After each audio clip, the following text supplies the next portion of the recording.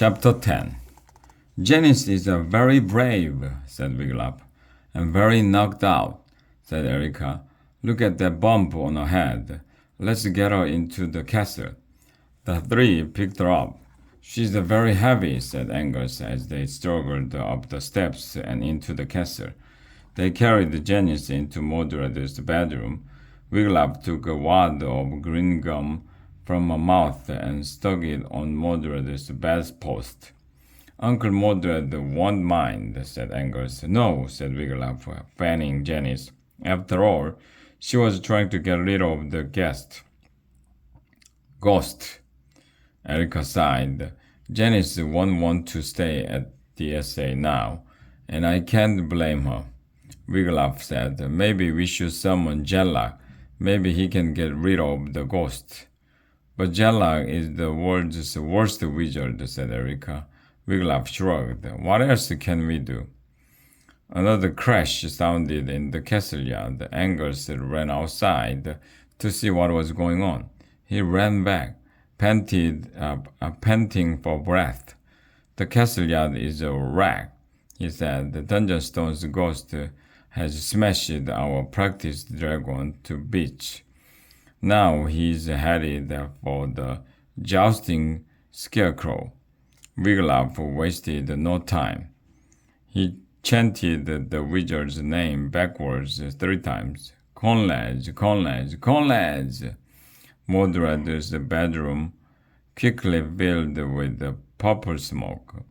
As it cleared, Wiglaf made out a thin, white-bearded man wearing a pointed cap.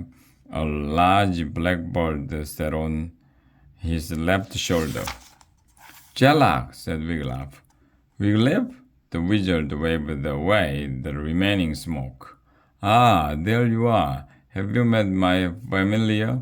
He nodded toward the crow. This is George, my new helper in all things magical. Well, what'll it be this time, Wiglaf? George will help me grant you every wish, won't you, George? The wizard reached up to stroke George, but the creature packed his hand. Ow! Jellag cried. You nasty nipper! George began grooming his feathers. Excuse me, sir, said Wiglaf. We need help. A ghost is trying to destroy our school. George suddenly spread his wings. He flew over and perched on the helmet of a suit of armor. He began picking at the gold trim. Watch and toadstools, exclaimed the wizard. George isn't bonding with me like the wizard handbag said it would. Can you get rid of the ghost, Jellag? Asked Erica. Before he brings down the whole school. Jellag drummed his fingers on his cheek. Every play rock dagger parchment, he asked. You know rock? The wizard made a fist. Dagger. He stuck out his pointer finger. Parchment. He flattened out his hand. Rock smashes dagger. Dagger cuts parchment. Parchment covers rock. We know how to play the game, said Wiglaf, but we don't know how to get rid of this ghost. That's what I'm getting at, said Jellag. You see, wizards can get rid of witches. Witches can get rid of ghouls. Ghouls can get rid of bats. Bats can get rid of bugs. Bugs get rid of damsels. Damsels can get rid of trolls. Trolls can stop, cried Erica. Does this have anything to do with ghosts? Jellag looked thoughtful. I'm not sure. It does, he said, except to say that there's no other monster, demon, etc. that can get rid of the ghost. Isn't there any way you can help us, wizard? Asked Wiglaf. I could chant the general ghost be gone spell, Jellag said. It's never worked for me.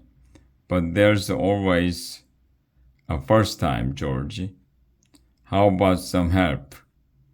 The crow ignored the Jalak and continued to groom its glassy feathers. All right, here goes. The wizard closed his eyes and chanted, protoplasmic spirit who walked through walls and shouts out boo. Phantom zombie pale and one. Ghost, I say to you, begone. A flash of lightning lit the early morning sky. Wiglaf felt the room grow cold. Oops, said Jella. The room grew colder still. What do you mean, oops, said Erika. I think I'll be going now, said Jella. Come, Georgie. The crow began screeching and cawing. Wait, wizard, cried Wiglaf, but purple smoke was already filling the air. Wiglaf could not see a thing. Erika's voice carried over George's cows. I knew this was a bad idea. At last, the smoke faded, the Jalak and his crow were gone.